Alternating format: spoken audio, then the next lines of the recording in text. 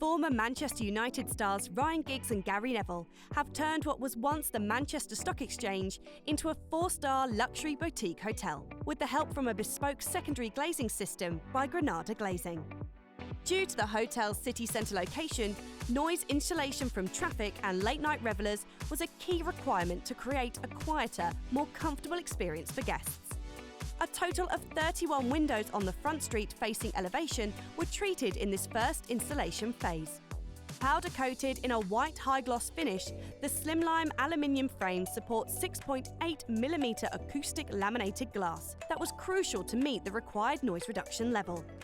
The success of Phase 1 resulted in Granada being asked to complete another secondary glazing phase on the rear elevation of this unique building. Head over to the Granada website today for more information.